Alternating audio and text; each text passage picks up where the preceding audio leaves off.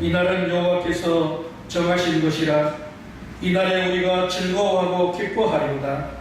여호와여 구하옵나니 이제 구원하소서. 여호와여 우리가 구하옵나니 이제 형통하게 하소서. 주는 나의 하나님이시라. 내가 주께 감사하리이다. 주는 나의 하나님이시라. 내가 주를 높이리이다. 아멘. 하나님은 영이시니 예배하는 자가 신령과 진리로 예배할지니라. 아멘. 성도 여러분, 하나님께서 기뻐하시는 예배는 상한 마음과 통회하는 심령입니다. 한 주간의 삶을 돌아보면서 하나님 앞에서 지은 죄와 허물과 잘못을 다같이 솔직하게 고백하며 참여하는 기도를 다같이 드리도록 하겠습니다. 우리를 사랑하시어 십자가의 은혜로 구원하시고 날마다 우리를 생명의 길로 인도하여 주시는 참 좋으신 아버지 하나님, 우리 안에 있는 모든 죄악을 고백하며 이 시간 회개합니다. 주님께서 너희가 육신대로 살면 반드시 죽으리라 경계하셨으나 저희들은 지난 한 주일 동안도 육신의 소욕대로 살았음을 고백합니다. 아니라며 시기하며 질투하며 분노했습니다. 주님의 뜻을 알면서도 죄를 지었기에 우리의 마음은 더욱 무겁고 괴로워만 합니다. 주여 이 시간 우리를 불쌍히 여기시고 이 모든 죄악을 용서하여 주시옵소서.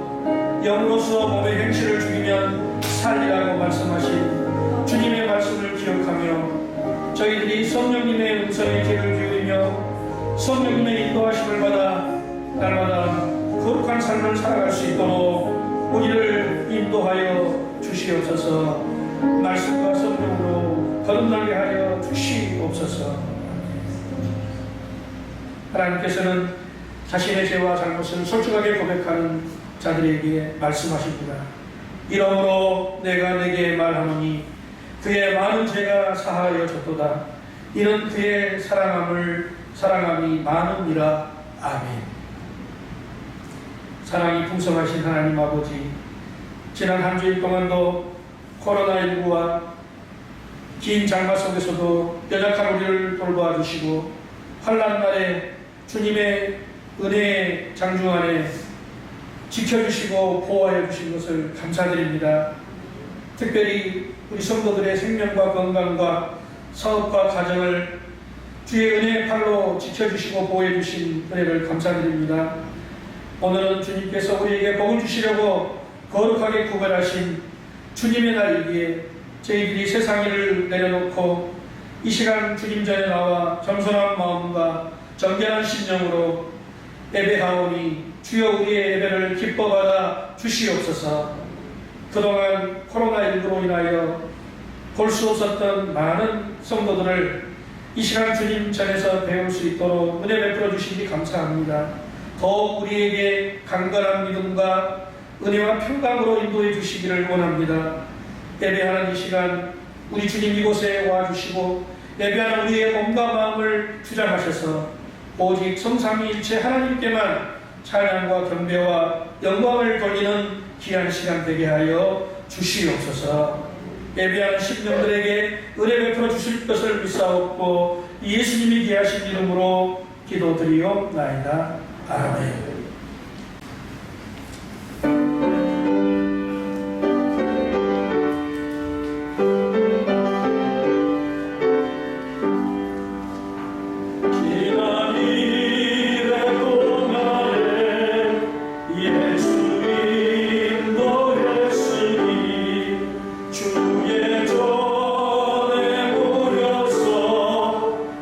감사 찬송합니다.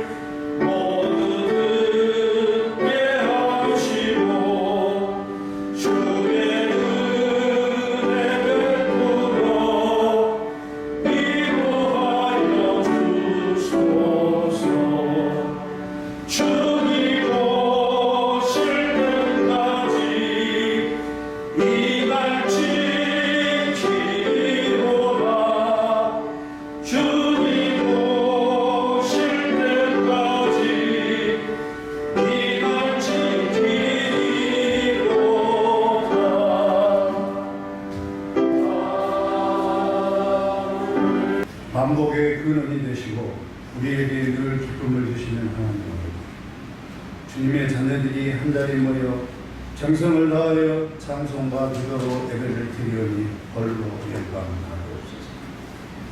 우리의 모든 죄를 주님의 보혈로 깨끗함을 얻게 하시고 그분의 손을 펴서 우리를 죄악에서 건져주심을 더욱 감사합니다. 지난 한 주간에도 주님께서 우리를 사랑하여 주신 같이 저희들은 주님을 사랑하지 못하고 나의 욕심과 세상에 치우쳐 살아왔음을 고백하오니 우리의 허물을 용서하여 주시옵소서. 부족함이 많은 저희들에게 자비가 오심을 베풀어 주시고 주님을 믿고 의지하고 기도하는 자녀들이 되게 하여 주시옵소서. 사랑하는 주님, 근심과 걱정으로 괴로워하는 믿음 약한 저희들에게 담대함을 주시고 강한 믿음으로 이겨낼 수 있도록 은혜를 내려주시고 더욱 주님을 섬기며 저희들에게 맡겨주신 사명을 잘 감당할 수 있는 자녀들이 될 수 있도록 인도하여 주시옵소서. 이 나라를 위하여 기도를 드립니다. 대통령과 정사를 맡은 모든 이들에게 정직함과 지혜를 주셔서 국민이 행복한 삶을 살아가는 올바른 나라가 되게 하여 주시고 이 땅에서 부정부패가 사라지게 하여 주시고 주님의 능력으로 놀라운 축복된 역사가 일어나게 하여 주시옵소서. 사랑하는 주님, 남과 부부 갈등과 상처를 주님의 사랑으로 감싸주시고 서로 양보와 협력으로 평화 가운데 통일된 나라가 되게 하여 주시옵소서. 능력의 주님, 코로나19가 확산되어 전 세계가 혼란에 빠져서 공포와 불안에 떨며 살아가고 있습니다. 새로운 백신이 개발되어 공포와 불안에서 벗어나게 하여 주시고 경제가 살아나게 하여 주셔서 모든 사람이 일상생활이 회복될 수 있도록 은혜 내려 주시옵소서. 코로나19로 인하여 경제적으로나 질병으로 고통받는 자녀들이 있습니다. 간구하며 기도하는 그들에게도 주님께서 항상 함께하여 주셔서 새 힘을 주시고 고통을 치하여 주셔서 이 자리에 함께 모여 기도하며 더욱 행복한 삶을 살아갈 수 있도록 은혜 내려 주시옵소서. 예배를 통하여 저희들이 새로운 빛으로 살아갈 수 있는 은혜를 주시고 연재신앙교회가 주님께 영광되고 서로 사랑하고 더욱 부많은 교회가 되어 저희들이 간절히 원하는 200예배 공동체가 되게 하여 주시옵소서. 이 자리에 함께하지 못한 자녀들이 있습니다. 그들이 어디서 있든지 주님께서 함께하여 주셔서 안전하게 지켜주시고 건강함을 허락하여 주시옵소서. 말씀을 전하는 목사님 건강함과 많은 복을 주시고 전하는 말씀마다 향기가 나는 열매가 맺혀지게 하여 주시옵소서. 언제나 사랑이 넘치는 교회가 되게 하여 주시기를 간절히 바라며 예수님 이름으로 기도드립니다. 하나님의 말씀은 구약성경 전도서 7장 11절에서 14절의 말씀입니다. 구약성경 954쪽에 있습니다. 전도서 7장 11절에서 14절의 말씀을 다 같이 찾으셔서 자리에서 일어나 함께 교독하겠습니다.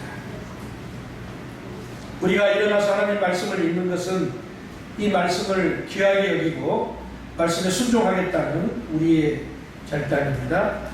지혜는 유상같이 아름답고 햇빛을 보는 자에게 유익이 되도다. 지혜의 그늘 아래에 있으면 돌의 그늘 아래에 있는 것 같다. 지혜에 관한 지식이 더 유익하다. 지혜가 그 지혜 있는 자를 살리기 때문에 하나님께서 행하시는 일을 보라. 하나님께서 굳게 하신 것을 누가 능히 곧게 하겠느냐. 공부하는 자에는 기뻐하고 공부하는 자에는 괴로워하고 이 하늘이라 하나님이 병행하여 사람이 그의 장래를 의미하여 알지 못하려 하셨느니라. 아멘. 하나님께서 이 말씀으로 은혜 주시기를 원합니다. 1절과 4절입니다.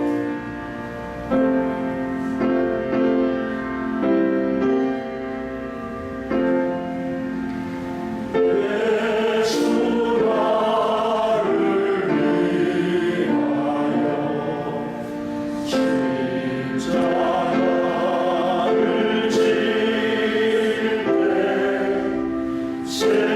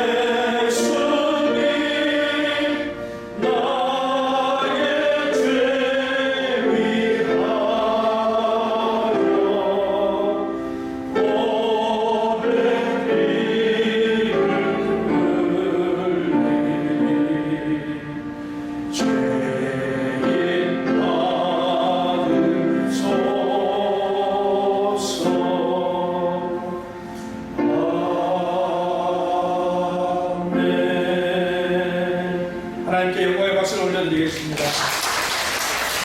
이번 한 주일 동안 긴 장마 속에서도 하나님께서 우리의 삶을 인도해 주심을 감사드립니다. 특별히 주일날 화창한 날을 우리에게 주셔서 모든 시름을 덜어놓고 하나님 앞에 온전히 예배하며 주일을 성수할 수 있는 은혜를 주신 것이 너무 감사합니다. 인생을 살다 보면 좋은 때도 있고 어려운 때도 있습니다. 형통한 때도 있고 공고한 때도 있습니다. 건강할 때도 있고 병들 때도 있습니다. 오늘 성경 말씀은 이러한 우리의 인생의 모습을 잘 말씀해주고 있습니다. 전도서 7장 11절에서 14절을 말씀해 봅니다. 특별히 14절에서는 이렇게 말씀하십니다. 형통한 날에는 기뻐하고 공고한 날에는 되돌아보아라.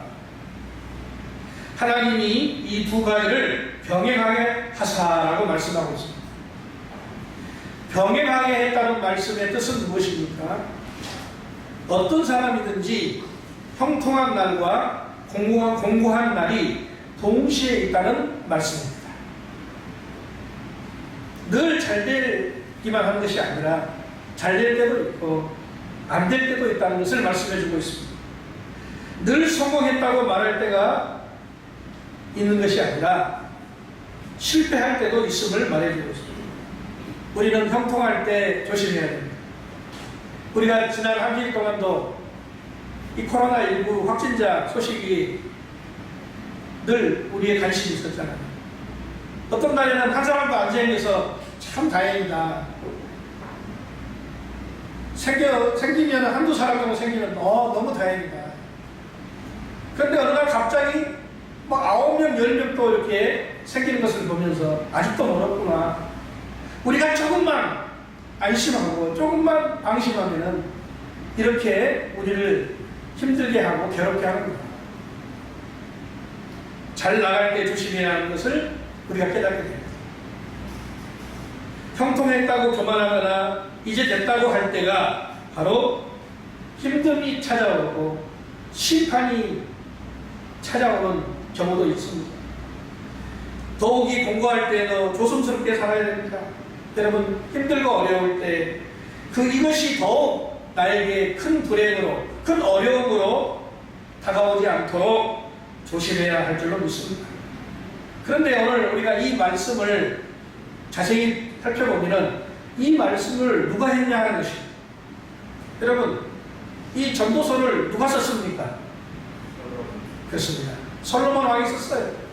다른 사람도 아니고 우리가 생각할 때에 가장 일생을 화려하게 형통하게 고생 없이 보냈다고 생각할 수 있는 사람, 온갖 부귀 영화를 누렸다고 볼 수 있는 솔로몬 왕이 이런 말을 했어요. 다윗의 아들로 태어나서 어린 나이에 왕에 올라서 전무후무한 하나님이 주시는 복을 누렸습니다. 그런데 그가 전도서에서 고백하는 두 가지는 무엇입니까? 첫 번째는 인생은 뭐하다? 화려하다. 살만하다가 아닙니다. 허무하다 그랬어요. 만사가 허무하고 헛되고 헛되니 모든 것이 헛되다. 이해가 되지 않습니다. 화려한 삶을 살았고 남부럽지 않은 삶을 살았던 솔로몬이 왜 인생이 헛되다고 허무하다고 고백하는 겁니다. 두 번째는 그가 고백한 게 뭡니까? 인생은 공고하다는 것입니다. 고통스럽다는 것이에요. 아니, 자신은 온갖 호화를 다 누려놓고서 왜 인생이 공고하다고 이야기하는 것입니다. 그런데 여러분, 우리가 이 말을 이해할 수가 있어요. 왜냐? 우리도 살면서 경험하는 게 뭡니까? 그렇죠. 인생의 공허함을 느낍니다. 허무함을 느껴요. 이럴 때 하나님께서 뭐라고 말씀하십니까? 그렇습니다. 11절에 보니까 지혜를 얻으라는 거예요. 인생을 사는 지혜를 얻으라고 말씀하고 있습니다. 우리가 늘 살면서 참 오늘도 만족스럽고 행복한 삶을 살았다고 고백해야 할 텐데 날마다 그렇게 할 수가 없습니다. 참 힘들고 어렵다, 고통스럽다, 라고 고백할 때가 많아요. 자, 이럴 때는 바로 우리가 하나님이 여기에 뜻이 있다는 것입니다. 그렇기 때문에 오늘 말씀으로 돌아가서 11절 말씀처럼 하나님이 주시는 지식, 하나님 주신 지혜를 통해서 하나님의 뜻이 무엇인가를 우리가 깨달아야 한다는 것입니다. 11절을 다 같이 읽겠습니다. 시작. 지혜는 유상같이 아름답고 햇빛을 보는 자에게 유익이 되도다. 특별히 여러분, 이 욥기, 시편, 잠언, 전도서 이 시가서들은 그렇죠, 삶의 지혜를 우리에게 잘 보여주고 있습니다. 지혜를 얻는 것이 하나님을 경외하는 근본이라고 했습니다. 지혜는 하나님을 경외하는 것이 그 근본이고, 이 지식이 없이는 우리가 올바로 살 수가 없다는 것이에요. 이 말씀은 구약 성경에만 있는 것이 아니라 신약 성경에도 있습니다. 예수님의 수제자인 베드로가 그가 쓴 베드로후서 1장 5절에 보면은 우리 인생을 집 짓는 데에 비유했습니다. 베드로는 우리가 신앙의 단계를 7단계, 즉 우리가 짓는 집을, 신앙의 집을 7층 집이라고 이야기하면서 1층은 믿음의 집이고, 2층은 덕의 집이고, 3층은 지식의 집이고, 4층은 절제, 이렇게 층층별로 말씀을 해놨어요. 지식은 어디에 해당되느냐? 세 번째 층에 해당됩니다. 믿음 위에 덕을 쌓고 덕 위에 지식을 쌓으라고 했어요. 여러분, 우리가 건물에 올라가서 바깥을 내다봅니다. 1층에서 보는 풍경과 2층에서 보는 풍경과 높은 데서 보는 풍경이 다 다릅니다. 여러분, 어디 가서 경치를 보시랍니까? 1층에서 보시려니까 가장 높은 스카이 라운지에 올라가서 보시겠습니다. 다 마찬가지입니다. 높은 데 가서 보는 거예요. 멀리 보고 다 보이는 거예요. 볼 수 없는 데까지 다 볼 수가 있어요. 높은 데 올라가면. 인생을 바라보는 우리의 눈도 마찬가지예요. 1층의 관점에서 보는 것과 2층의 관점에서 보는 것과 3층의 관점에서 보는 게 다 달라요.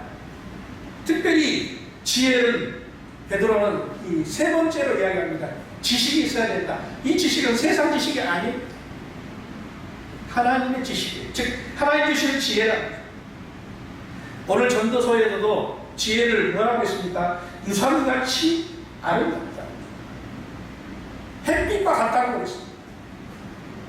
그래서 지혜를 얻는 것이 아름다운 것이고, 햇빛을 범으로 유익을 얻습니다. 여러분, 무슨 유익이 있습니까? 그렇습니다. 햇빛을 봐야 삽니다. 세상에 존재하는 모든 생물들, 인간을 비롯해서 모든 생물들은 햇빛을 봐야 살아요. 이번 주간, 지난 주간이 비가 계속 내렸잖아요. 얼마나 여러분 힘드셨어요. 그래도 우리나라는 감사해야 됩니다. 중국 보세요. 지금 비가 몇 달째 계속 내리고 있어요. 중국은 산사댐이 붕괴되면은 큰일 난다고 지금, 예? 우리 인구의 숫자만큼 이재민이 생겼어요. 5천만 명 이재민이 생겼어요. 도시가 물에 잠기고 있어요. 또 일본도 어쩌습니까? 일본도 남쪽 지방은 장마비로 인해가지고 많은 피해를 봤어요. 우리는 거기에 비하면은 물론 피해를 본 지역도 많이 있습니다만, 거기에 비하면 우리는 아무것도 아니에요. 여러분. 오늘 우리가 얼마나 햇빛을 기다렸습니까? 오늘 주일날 여러분 교회 오시면서 그런 생각 안 해보셨습니까? 이렇게 햇빛을 보는 것이 얼마나 행복한 것입니다. 지난 주간에 제가 한 일이 무엇인지 아십니까? 여러분, 코로나19 때문에 요즘에는 할 일이 없어요. 제가 교회에서 뭐 말씀 연구하고 기도하는 것밖에 없어요. 사람을 만날 수가 있습니까? 그런데 날씨가 이렇게 계속 비가 내리고 그러니까 이 교회를 관리하는데 이 화분들을 관리해야 되는데, 화분들이 햇빛을 못 보면은 가만히 놔둬버리면요, 잎이 다 떨어져요.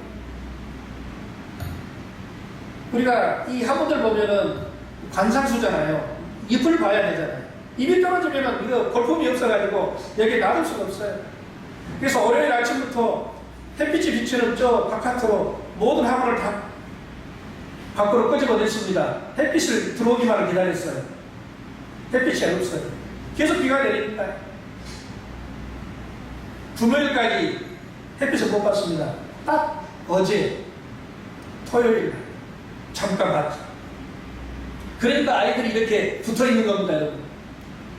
한번 물어보세요. 어쨌냐고. 사람뿐만 아니라 식물도 햇빛이 없으면 살 수 없잖아요. 햇빛은 바로 오늘 여기 말씀처럼 살리는 거예요.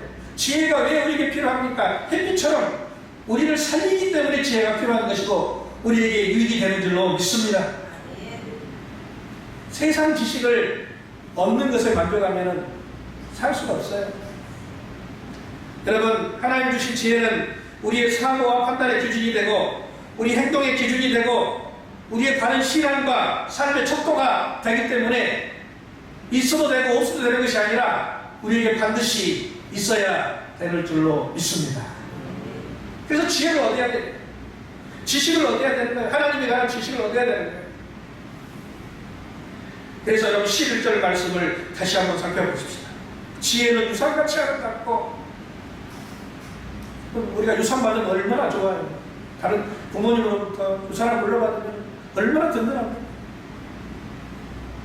또 햇빛을 범으로 인하여서 모든 생물들이 생명을 유지하는 것처럼 하나님의 지혜가 우리에게 꼭 필요한 존재라는 것을 여러분들이 기억해야 할 줄로 믿습니다. 그러므로 힘들고 어려운 삶 속에서도 우리는 지혜가 있어야 되고 지혜를 얻어야 할 줄로 믿습니다.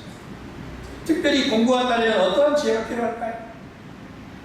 솔로몬을 통해서 오늘 이 아침 우리에게 주시는 지혜는 무엇입니까? 첫 번째는 공고한 날도 하나님이 주셨다고 생각해야 합니다.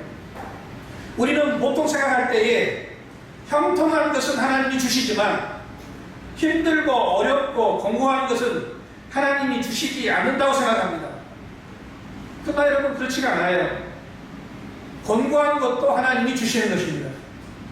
여러분 하루를 보십시오. 낮이 있고 뭐가 있어요? 밤이 있어요. 오늘이 여러분 절기상 뭔지 아세요?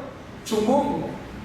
그동안 우리가 장마로 인해서 저녁에 선선하게 잘 주무시고 여러분 예?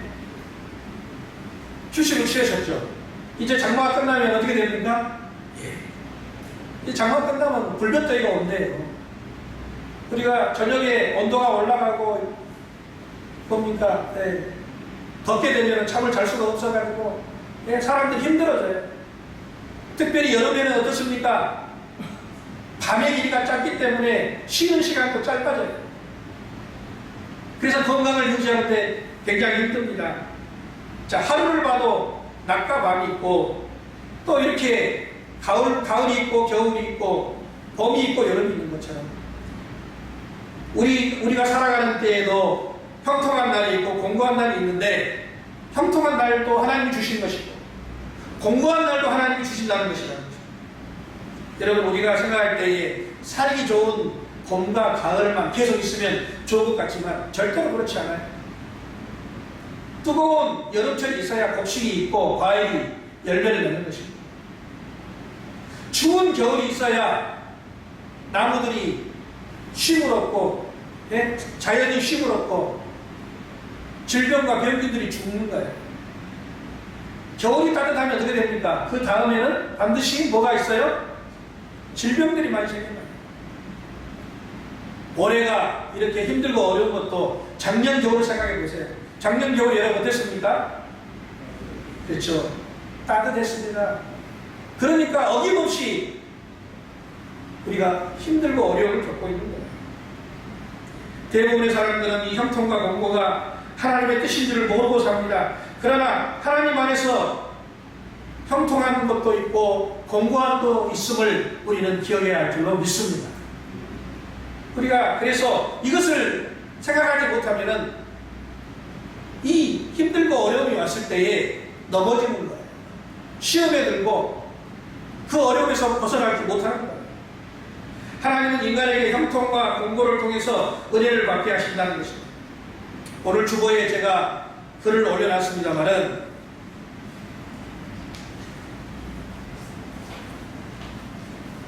여기 일화가 소개되고 있습니다. 바닷가에서 고기 잡이를 나갔던 배 한 척이 바닷물이 쫙 빠져버리니까 갯벌에 자초가 되었어요. 저 배를 다시 가지고 들어오려고 젊은 사람들이 가가지고 힘을 씁니다. 그 배를 끌어가지고 갖고 들어오려고 온갖 힘을 써도 배가 끄떡하지 않습니다. 움직이지 않아요. 이를 지켜보는 동네 어르신이 이렇게 말합니다. 그 배 내버려둬. 이따가 바닷물이 들어오면 저 배는 저절로 움직일 거야. 인생을 오래 사시고 경험이 많으신 이 어르신이 그렇게 이야기합니다. 내버려둬. 밀물 때를 기다리라는 것은 물이 들어올 때를 기다리면 그때 자연스럽게 배가 움직일 것이다 라고 이야기합니다. 여러분, 우리가 힘들고 어려울 때 우리가 이 배처럼 진흙탕에 갯벌에 빠져 허우적거릴 때 어떻게 해야 됩니까? 우리의 힘으로 빠져나오려고 힘쓰고 있으면 안 돼. 하나님의 은혜의 밀물이 밀려 들어오기를 기다려야 합니다. 하나님의 때를 기다려야 되는 것입니다. 바로 하나님의 때를 기다려야 함을 이 이야기를 통해서 우리가 깨달을 수가 있어요. 왜냐? 하나님이 형통한 거 주시지만 때로는 하나님이 우리에게 공고한 거 주신다는 것을 기억하시기를 바랍니다. 공고할 때를 만나면 어떤 사람들은 불평하고 원망합니다. 남 탓하고 나라 탓하고 조상 탓합니다. 부모님 탓합니다. 또 문제를 덮어버리고 잊어버리고 문제 자체를 부인해버립니다. 어떤 사람은 문제에서 벗어나서 도피해버립니다. 여러분, 그런다고 문제가 해결됩니까? 절대로 해결되지 않습니다. 어려움과 난관에 부딪혔을 때 문제를 처리하는 가장 지혜로운 방법은 뭡니까? 그렇습니다. 때를 기다리는 것입니다. 문제 해결 때를 기다려야 돼요. 하나님 앞에 맡기고 기도해야 합니다. 우리가 기도하며 하나님 때를 기다릴 때 하나님께서 이 어려움을 이겨낼 수 있는 지혜를 주시고, 할렐루야, 방법을 우리에게 보여주시고 하나님의 은혜로 해결을 받게 되는 것입니다. 우리가 내 힘으로 된다고 되는 것이 아니에요. 성경에서 애매한 고난을 받은 사람이 있습니다. 우리가 잘 알고 있는 욥이라는 사람. 욥은 의인이었다고 했습니다. 허물이 없는 사람이었어요. 그럼에도 불구하고 고난을 겪습니다. 근데 욥은 다른 사람과 똑같이 고난을 겪으면서도 한 가지 다른 것은 뭐였냐면 하나님께 절대 원망하지 않습니다. 불평하지 않습니다. 자기 자신이 어려움을 겪어도 가정의 모든 물질을 잃어버려도 심지어는 자녀를 잃는 슬픔이 있어도 그는 그렇게 고백합니다. 주신 자도 하나님이시고 가져가신 분도 하나님이시다. 그러므로 내가 하나님의 이름이 찬송받으실 줄로 믿습니다. 이렇게 고백하는 거예요. 주신 자도 하나님이시고 가져간 자도 하나님이시라고 고백하는 거죠. 이 말은 내 마음을 비웠습니다 라는 뜻이에요. 내 마음을 비웠다는 것은 무엇입니까? 모든 것이 다 하나님 손에 달려 있습니다 라는 것입니다. 모든 것이 하나님의 뜻 가운데 이루어질 것입니다 라는 것입니다. 모든 것 다 하나님께 맡깁니다 라는 뜻입니다. 여러분, 우리가 힘들고 어려움이 있을 때에 해야 할 자세가 뭡니까? 그렇습니다. 이것도 하나님의 은혜요, 이것도 하나님의 뜻이요, 이것도 하나님의 방법이라는 것을 알고 원망하거나 불평하거나 낙심하지 말고 하나님께 소망을 두고 하나님께서 문제를 해결해 주실 길을 준비하면서 기다려야 할 줄로 믿습니다. 여러분, 코로나19도 마찬가지예요. 우리의 생사복을 누가 주관하십니까? 네? 누가 주관하십니까? 하나님 주관하십니다.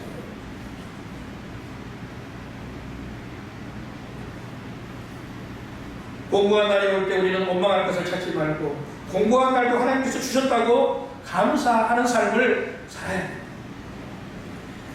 두 번째, 공고한 날이 올 때 유익한 것을 생각하라고 오늘 말씀하고 있습니다. 12절에 보십시다.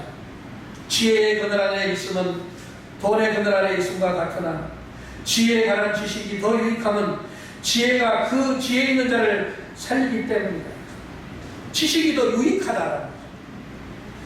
고난 가운데 유익함이 있다라고 말씀하고 있습니다. 자, 여러분, 우리가 어려움을 겪을 때 왜 사람들이 힘들어합니까? 그것은 바로 이런 생각 때문입니다. 나만 이 고통을 겪고 있다. 나만 손해를 보고 있다라는 생각입니다. 억울하죠. 화가 나고 분노가 치밀니다. 왜 하나님 접니까? 왜 나에게 이런 일이 있어야 됩니까? 잃어버린 것이 있기 때문에 슬퍼하고 고통스러워하는 것입니다. 질병으로 인하여 건강을 잃어버리고 사업의 실패로 물질을 잃어버리고 사람에게 배신당함으로 사람과 신뢰를 잃어버리고 친구 잃어버리고 직장 잃어버리고 소중한 거 다 잃어버린다고 생각합니다. 때문에 우리의 마음이 곤란해지고 힘들어지고 원망이 생겨나는 것입니다. 전부를 다 잃었다는 생각 때문에 괴로워하는 것입니다. 그런데 여러분, 잘 생각해 보십시오. 잃어버린 것만 있는 것이 아닙니다. 동전에 양면이 있는 것처럼 잃어버리는 것 중에 우리는 얻는 것도 있습니다. 여러분, 망한다고 다 잃어버리는 것이 아닙니다. 망한 중에 남은 것이 있습니다. 손해보는다고 생각했지만 손해보는 중에 유익이 있다는 것을 우리가 잊어서는 안 됩니다. 제가 지난번에 한번 그 셀트리온 서정진 회장 이야기를 제가 텔레비전 그 인터뷰를 통해서 여러분에게 소개한 적이 있습니다. 그분도 많은 실패를 거듭하고 나서야 성공하는 회사를 운영하게 됐어요. 스스로 자기 목숨을 정리하기 위해서 양평으로 차를 몰고 가다가 교통사고를 만나가지고 스스로 죽겠다는 생각을 포기했다고 이야기하더라고요. 그분이 그 이야기를 하면서 그런 이야기를 해요. 내가 죽으면 모든 것이 끝난다고 생각했는데 교통사고를 당하고 나니까 내가 지금 죽으려고 가는데 교통사고를 만나서 죽을 뻔했네? 그런 생각이 드니까 이거 참 살아야겠다는 생각이 들더라는 거예요. 그리고 나서 한 일이 뭐였냐면 만난 사람에게 무조건 이야기했답니다. 감사합니다. 그동안 저에게 사랑을 베풀어줘서 감사합니다. 저에게 나를 믿어줘서 감사합니다. 만나는 사람에게 감사했다는 것은 자기의 처지를 비관하거나 원망하거나 이렇게 고난당한 것을 힘들어하는 것이 아니라 생각이 바뀌니까 오히려 감사가 나고 그동안 나를 잘 대해주고 나를 믿어줬던 사람들에 대해서 너무 감사하는 거죠. 내가 이 사람들에게 은혜를 갚아야 되겠다는 생각으로 바뀌어졌다는 것의 생각이. 여러분, 우리가 모든 것을 잃어버리는 것은 아니야. 잃어버리는 가운데서도 우리가 은혜를 찾을 수도 있고 다른 사람에 대해서 감사하는 마음을 되찾을 수도 있고 다시 삶을 살겠다는 의지를 다시 찾을 수도 있다는 것입니다. 그래서 다윗은 고백합니다. 고난당한 것이 내게 유익이라는 것입니다. 이 말씀을 처음 봤을 때 여러분 이해가 됐습니까? 고난당한 것이 내게 유익이다. 대부분 사람들은 이해가 안 됩니다. 저도 이해가 안 됐어요. 어떻게 고난당하는 것이 내게 유익이 됩니까? 그러나 여러분, 이 고백은 입술의 고백이 아닙니다. 자신의 삶을 통해서 경험하는 것을 고백하는 겁니다. 고난을 통해서 하나님의 뜻을 알게 되고 나의 부족함을 알게 되고 인간의 한계를 알게 되고 하나님을 더욱 믿고 의지하게 되기 때문에 고난당한 것이 내게 유익이 되고 이로 인해서 내가 주님의 윤례를 배우게 되었다고 그가 고백하게 된 것입니다. 고난당하는 것이 여러분 다 손해가 아니에요. 이 코로나19를 겪고 있는 것이 다 우리에게 나쁜 것만은 아니에요. 이 코로나19를 통해서 우리가 얻어야 할 것이 뭡니까? 우리 인류가 여러분 하루 이틀 살고 끝날 것이 아니잖아요. 우리만 살 것이 아니라 우리 자녀들, 우리 자손들도 이 땅에서 계속 살아가야 됩니다. 그들이 살 수 있는 환경, 그들이 살 수 있는 세계를 우리가 물려줘야 되잖아요. 근데 우리 대에서 이 모든 것을 다 끝내버릴 수도 없잖아요. 우리만 살려고 우리 자녀들에게는 나쁜 환경을 줘서는 안 되잖아요. 그렇습니다. 우리가 너무 욕심부리고 너무 성장만 좋은 것으로 알고 우리 인간만 편하면 다 되는 줄 알고 살았지만 이제는 그게 아니잖아요. 자연과 함께 다른 생물들과 함께 공존하며 살아가야 지혜를 얻어야 됩니다. 그렇지 않으면 우리 다음 세대들이 이 땅에 살 수가 없어요. 이 세상에 지구에서 살 수 없으면 어떻게 됩니까? 다른 행성으로 이민 가야 돼요. 영화에 그런 것이 있잖아요, 여러분. 지구가 살 수가 없으니까 어떻게 해야 되는가요? 영화에 보면은 다른 별로 가는 거예요, 다른 별로. 이런 일이 여러분, 우리 자녀들과 후손들에게 없을 것이라고 어떻게 장담할 수가 있겠습니까? 그러므로 여러분, 우리는 이 어려움과 고난을 통해서 우리가 깨달은 유익이 있음을 알아야 합니다. 그런데 여러분, 한 가지 기억해야 할 것은 이 고난을 통해서 얻는 유익은 하나님과의 관계 속에서 얻는다는 거예요. 세상 지식으로서 얻는 것이 아니고 고난을 통해서 얻는 유익은 하나님과의 관계 속에서 얻는다는 것을 기억하시기를 바랍니다. 그러니까 우리가 믿음을 통해서 고난의 유익을 고백하고 하나님과의 관계를 통해서 우리가 고난의 유익을 고백하는 것이에요. 그렇지 않으면 우리가 그렇게 말하는 사람들이 우리를 미쳤다고 해요. 이해가 안 되니까 그래요. 그러나 우리가 하나님의 뜻을 생각하고 하나님의 섭리를 생각하면은 다윗의 고백을 우리도 긍정할 수가 있어요. 인정할 수가 있어요. 함께 공감할 수가 있는 거예요. 우리가 배워야 할 최고의 배움이 무엇입니까? 오늘 여기서도 지혜를 얻으라고 했는데 무엇을 배워야 됩니까? 하나님을 배워야 됩니다. 특별히 형통할 때 하나님보다도 공부할 때 하나님을 배워야 됩니다.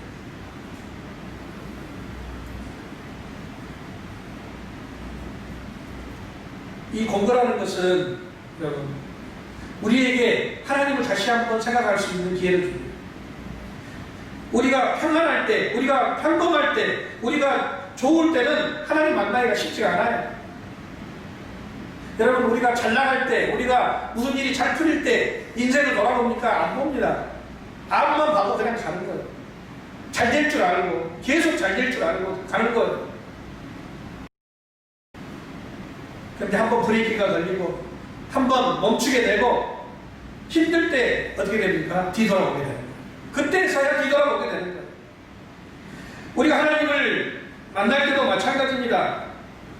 평안할 때, 형통할 때 하나님 만나면 그것보다 더 좋은 건 없겠죠. 그러나 대부분 사람들이 언제 하나님 만납니까? 공부할 때 만나는 거예요. 어려울 때 만나는 거예요. 하나님은 우리가 잘 될 때만 우리를 잘 대해주시는 것이 아니라 우리가 힘들고 어려울 때에도 하나님은 어제나 오늘이나 영원토록 동일하십니다. 그래서 시편 119편 65절에 다윗은 고백합니다. 여호와여, 주의 말씀대로 주의 종을 선대하셨나이다 라고 고백합니다. 잘 될 때만 나를 대해주는 것이 아니라 내가 안 될 때에도, 내가 힘들 때에도 하나님이 똑같이 나를 대해준다는 것입니다. 사람들은 어떻게 합니까? 잘 나갈 때는 그 사람을 따라갑니다. 박수 쳐줍니다. 그 사람과 함께 하기를 원합니다. 그러나 그 사람이 실패하고 안 되면은 곁에 남아있지 않습니다. 떠나갑니다. 다 버려버려요. 여러분, 부모님들이 자녀들을 대할 때에 기분 따라서 자녀들을 대합니까? 그렇지 않잖아요. 부모님은 그 사랑하는 자녀들이 늘 언제나 똑같이 대하는 거예요. 아플 때 더, 힘들어할 때 더, 고통스러울 때 더 위로와 사랑을 베풀어 주잖아요.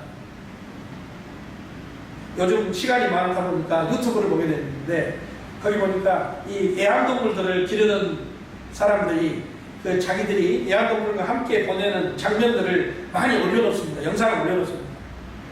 주로 이제 많은 분들이 강아지들을 많이 키우시잖아요. 그러면 그 조그만부터 시작해가지고 큰 개 이기까지 그 개들이 막, 예? 그 사람들 말 잘 듣고 또 막 뭡니까? 그 사람들 기쁘게 해주고 막 잘 따르는 거 행복해하는 장면들만 많이 올리잖아요. 근데 제가 언젠가 보니까 유튜브에 한 분이 무엇을 올렸냐면은 반대로 올렸어요. 애완동물을 기를 때에 겪을 수 있는 어려움을 다 올려놨어요. 사람들은 강아지들이 막 행복해하고 사람들과 함께 기뻐하고 귀여워하는 장면만 올리는데 반대로 올려놨어요. 무엇을 말하느냐면은 사람들이 그걸 보고 야 나도 한번 개 한 마리 키울까? 그런답니다. 근데 여러분 막상 강아지 키우는 거 여러분 쉽습니까? 어렵습니까? 쉬운 게 아닙니다. 그 동영상에는 좋은 때, 즐거울 때, 행복할 때만 올려놓지 뒤처리 한다거나, 예? 강아지가 얼마나 어지럽힌다거나, 털이 얼마나 많이 빠진다거나 그런 건 전혀 안 보입니다. 근데 이분이 그걸 올려놓은 거예요. 24시간 지나고 자기 집을 촬영해가지고 올려놨어요. 걔가 마음대로 놀도록 풀어놓고 촬영을 해보니까 세상에 거기에 집 꼬라지가 털이 그냥 온 집안에 가득합니다. 저거 보고 여러분 동물 키우겠다는 마음이 들까요? 당장 사람들 마음속에 아이고 여러분 동물을 키운다는 것은 그냥 개 한 마리 키우는 것이 아닙니다. 사람하고 똑같은 거예요. 똑같이 해야 돼요. 가끔 보면은요 개들이 돌아다녀요. 교회 근처를. 그러면 제가 생각합니다. 저게 혹시 버림받은 게 아닌가. 사람들이 개를 주겠다는 마음이 즉흥적으로 들지만 그러나 똑같이 한 식구처럼 즐거울 때나 기쁠 때나 건강할 때나 소용이 있을 때나 행복할 때가 또 있지만은 힘들고 어려울 때 병들었을 때 어떻게 하냐 이거야. 갖다 버려요 사람들이.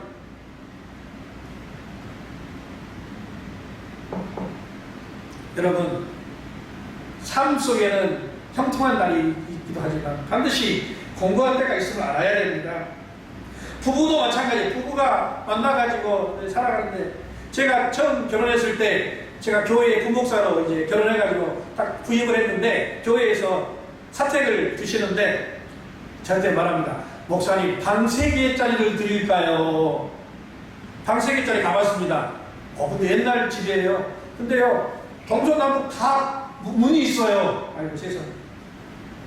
여러분 옛날 집들은 그 동서남북에 다 문이 있더라고요. 방문이 동서남북 4군데 다 있어요. 보통 방문은 어디가 있습니까? 한쪽에만 있잖아요. 근데 그 집은요 신기하게도 동서남북 네 방면으로 다 문이 있더라고요. 근데 아니 제가 신방 가고 집에 없으면 안에 혼자 있을 텐데 그 방문이 이렇게 많아가지고 불안해가지고 어떻게 살 수가 있어요. 그래서 제가 그랬습니다. 이 집은 제가 쓰기에 너무 좋고 넓어가지고 곤란합니다. 다른 집을 좀 보여주세요. 아 그래요? 집 방 한 칸짜리를 보여주시는데 감사하게도 여기는 새 집이야 새 집. 근데 예, 문이 딱 하나밖에 있더라고요. 그래서 얼마나 감사할까요? 여기 살라는 거야. 저 방 3칸보다도 방 한 칸에서 살겠어요. 여러분 방 3개짜리에 사는 것이 더 지혜로운 것 같지만 아니더라고요. 제가 불안해요. 차라리 방 한 칸이 좋다. 지지고 볶더라도 방 한 칸이 좋다. 나중에 이제 점점 상황이 좋아졌습니다만 여러분 어떻습니까? 처음부터 다 평안한 것이 아니에요. 처음에는 힘들고 어렵지만 서로 의지하고 사랑하면서 넓혀가는 것입니다. 부부가 살아가면서 정이 언제 듭니까? 잘 될 때는요 보통의 정이 든대요. 깊은 정은 언제 들까요 여러분? 예? 여러분 살아보셨기 때문에 아시잖아요. 함께 눈물 흘리고 고통을 겪고 어려움을 겪은 다음에 깊은 정이 든다고 합니다.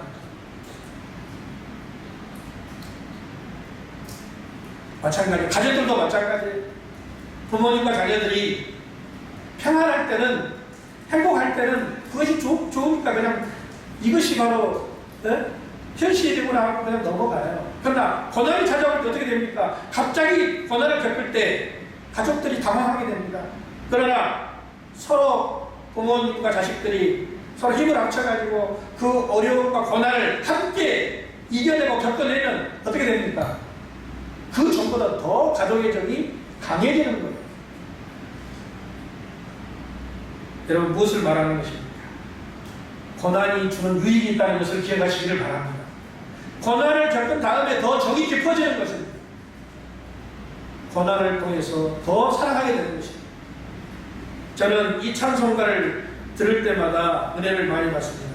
주 없이 살 수 없네. 죄송합니다만 젊은 사람들이 주 없이 살 수 없네 그러면 별로 은혜가 안 되더라고요. 근데 우리 연세가 많으신, 연령이 많으신 우리 집사님, 보사님, 장모님들이 주 없이 살 수 없네 이 찬송을 부르면 더 그냥 마음에 다가와요. 왜요? 그렇죠.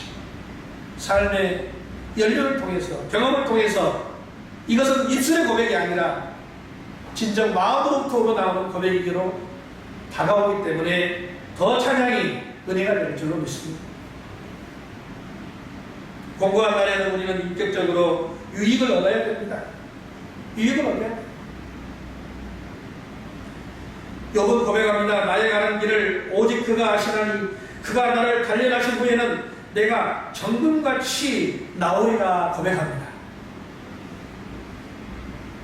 사도 바울도 말했습니다. 공부한 날을 통해서 그의 고백이 나왔습니다. 여러분, 제가 최근에 텔레비전 프로를 보니까요, 그 뉴턴이라는 사람이 만유인력의 법칙을 발견했다고 하는데 어느 때 발견한지 아십니까? 어디서 발견한지 아십니까? 우리 생각할 때 뉴턴은 과학자니까 혹시 실험실에서? 혹시 연구실에서? 아닙니다. 우리하고 똑같이 그때 런던에도 전염병이 돌았대요. 뉴턴이 런던에서 있을 수가 없으니까 전염병을 피해서 시골로 도피했어요. 그런데 자기가 도망갔다는 건 좀 이상합니다만 전염병을 피해서 간 그 시골에서 사과나무에서 사과나가 떨어지는 것을 보고 만유인력의 법칙을 발견했다. 여러분, 우리가 잘 아는 예술가들이 유명한 작품들, 미술 작품이나 음악들 언제 나온지 아십니까? 그분들이 평안할 때 만든 것이 아니라 대부분 보시면 여러분, 베토벤의 그 유명한 작품들, 그가 귀가 멀고 인간의 한계를 뛰어넘어서 만든 것이에요. 사도 바울이 여러분 신약 성경을 많이 썼습니다. 근데 여러분, 사도 바울이 언제 이 성경을 썼습니까? 그가 왕국과 같은 편안한 집에서 썼습니까? 아니에요. 여러분 잘 아시지만 감옥에서 썼어요. 하나님 말씀. 에베소서, 빌립보서, 골로새서, 빌레몬서는 특별히 이 4개 서신은 옥중 서신이라고 부르잖아요. 감옥 안에서 하나님 말씀을 쓴 거예요. 절대로 평안한 상황에서 쓴 것이 아닙니다. 공고한 곳에서, 공고한 때에 쓴 것입니다. 그렇기 때문에 많은 사람들의 마음을 울리고 감동이 되는 것이에요. 그러므로 여러분, 우리가 어떻게 해야 됩니까? 14절에 형통한 날에는 기뻐하고 공고한 날에는 되돌아보아라 하겠습니다. 되돌아보면서 우리가 뭐 해야 됩니까? 여러분, 기도해야. 왜요? 우리는 장래일을 알지 못하기 때문입니다. 오늘 14절에도 사람이 그의 장래일을 능히 헤아려 알지 못한다고 했습니다. 왜 우리가 기도해야 됩니까? 내 앞길을 모르기 때문에. 내 앞길을 안다면 우리는 기도 안 하겠죠. 우리의 미래는 하나님 손에 달려 있습니다. 우리의 삶은 하나님 손에 달려 있는 거예요. 그렇기 때문에 우리가 하나님 앞에 기도해야 되는 것입니다. 제가 최근에 아들이 보는 책을 좀 봤어요. 아들이 이번에 학교에 들어가가지고 1학년인데 도대체 학교에서 뭐 배운가 궁금해가지고 운동하러 가는 사이에 제가 한번 들어가 봤어요. 해양대학교니까 배에 대해서 많이 이렇게 공부를 합니다. 뭐 바다에 대해서, 기계에 대해서 많이 이렇게 배우는 거니까 거기 가서 제가 뭘 봤냐면 평행수라는 것을 봤어요. 평행수. 여러분 평행수가 뭔지 아세요? 이건 눈에 보이는 거 아닙니다. 배에 들어가는데요. 여러분 배가 바닷속에 이렇게 가잖아요. 근데 용체도 균형을 잘 잡고 가요. 한쪽으로 끼우거나 한쪽으로 이렇게 하는 것이 아니라 수평을 잡고 가는데 그 이유가 있어요. 바로 평행수를 배에다가 넣습니다. 참 이해가 안 되죠, 여러분. 바다 위에 배가 가는데 그 뱃속에 밑칸에다가 물을 채우는 거예요. 물을 채우는 거예요. 그게 바로 평행수예요. 여러분, 진도 앞바다에서 세월호 사건이 있을 때에도 그 결과를 보니까 왜 그렇게 됐나요? 평행수를 다 빼버린 거예요. 그 중요한 평행수를 넣고 운영해야 잠깐 기울더라도 보건정색해가지고 다시 돌아오는데 이걸 빼버렸기 때문에 한번 기울어지니까 계속 기울어져가지고 결국은 사고가 납니다. 그게 바로 뭐예요? 평행수입니다. 평행수. 우리가 힘들고 어려울 때 우리를 다시 붙잡아주는 평행수가 필요합니다. 그게 바로 뭡니까? 기도라는 것입니다. 우리가 이 인생의 바다를 건너갈 때 우리가 타고 있는 배에 뭘 채워야 돼요? 평행수를 채워야 돼요. 그 평행수가 바로 기도라는 것이에요. 넘어지지 않고 기울지 않고 침몰하지 않도록 지탱해주는 평행수가 필요한 거예요. 여러분 배 탈 때 꼭 물어보시기 바랍니다. 선장님한테 이 배에다가 평행수 채웠어요? 안 채웠어요? 채워야 배가 안전합니다. 느헤미야가 하나님 앞에서 눈물을 뿌리며 간절히 기도했습니다. 여러분 느헤미야가 포로에서 돌아와가지고 이스라엘 백성들을 지도하면서 예루살렘 성을 다시 쌓을 때 중건할 때 얼마나 힘들었습니까? 안팎으로 방해가 많고 불평과 원망이 많았지만은 기도를 통해서 평행수를 채웁니다. 여러분 한쪽에서 불만하면 한쪽으로 끼울고 또 바깥에서 쳐들어오면 한쪽으로 끼울었지만 그러나 기도로 평행수를 채웠기 때문에 이스라엘 백성들이 예루살렘 성벽을 다시 쌓아 올렸잖아요. 다시 우리나라가 이 힘들고 어려운 때를 공부할 때를 지나서 이 대한민국 호 이 배가 균형을 잡고 나가려면은 평행수를 채워야 할 줄로 믿습니다. 여러분의 기도가 여러분의 짧은 기도, 여러분이 드리는 순간적인 기도지만 그 기도가 우리나라와 우리 가정과 우리 자신을 지키는 평행수가 될 줄로 믿습니다. 저는 계속해서 3주 동안 기도에 대해서 설교했습니다. 솔로몬의 기도, 성전에서 기도할 때 하나님께서 그 기도에 응답해 주시겠다고 말씀했습니다. 하박국 선지자의 기도, 하나님 진노 중이라도 우리에게 은혜를 베풀어 달라고. 하박국이 힘들고 어려울 때 모든 문제를 가슴에 끌어안고 기도했습니다. 여러분 오늘 공고한 때를 만난 우리가 이 나라와 우리 민족의 운명을 걸고 평행수를 채워야 됩니다. 여러분 이번 한 주일 동안 여러 가지 힘들고 어려운 일이 있겠지만 심한 때마다 하나님 앞에 무릎 꿇고 나라와 민족을 위해서, 교회와 가정을 위해서, 우리 자신을 위해서 평행수를 채우며 기도해 주시는 여러분이 되시기를 주님의 이름으로 간절히 부탁합니다. 형통한 날에는 기뻐합시다. 공고한 날에는 하나님을 생각하면서 기도하시는 저와 여러분 되기를 바랍니다. 하나님 감사합니다. 이 힘들고 어려운 때에 우리를 하나님의 선한 도구로 세우셔서 나라와 민족, 교회와 가정을 위하여 기도할 수 있는 저희들이 되기를 원합니다. 공고한 날을 주신 하나님께 감사하고 공고한 날에도 하나님께서 우리를 다시 살리시고 우리를 깨닫게 하셔서 우리에게 유익되게 하실 것을 생각하면서 기도하게 하여 주시옵소서. 고난과 어려움을 승리와 축복으로 바꾸어 다시 회복되는 나를 소망하며 나아갈 수 있는 우리 연희 신앙의 가족들이 다 되게 하여 주시옵소서. 예수님의 귀하신 이름으로 감사하며 기도하옵나이다. 아멘. 사랑과 은혜가 풍성하신 하나님, 우리 예배를 기뻐 받으시는 가운데 이 시간 성도들이 드리는 이 예물을 기쁘게 응답하여 주시고 마음의 소원을 이루어 주시옵소서.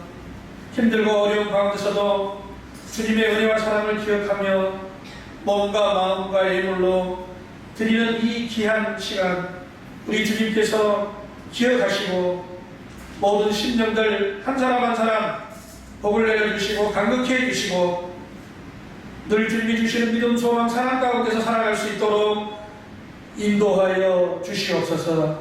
특별히 11조와 성경금 예물 드립니다.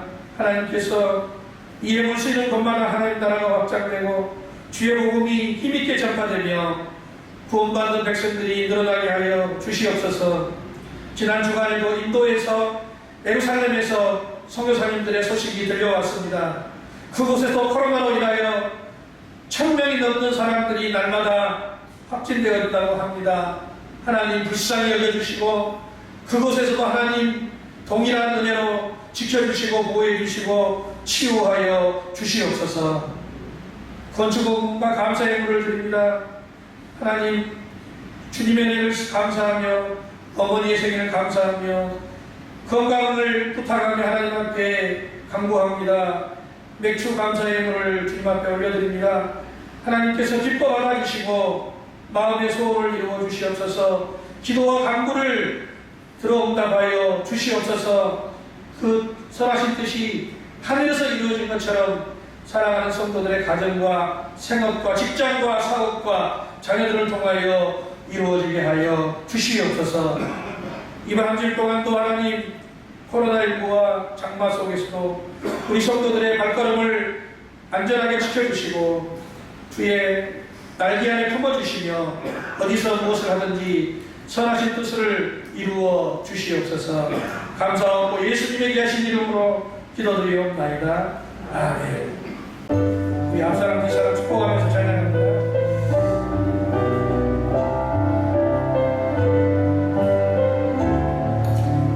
여기에 모이니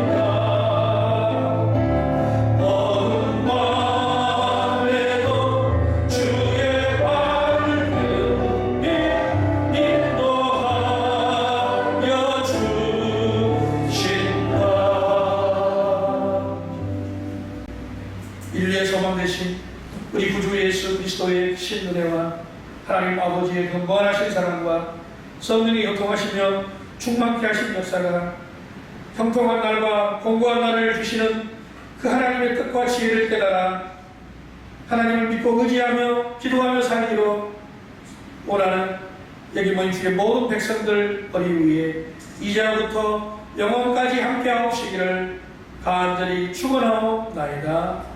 아멘.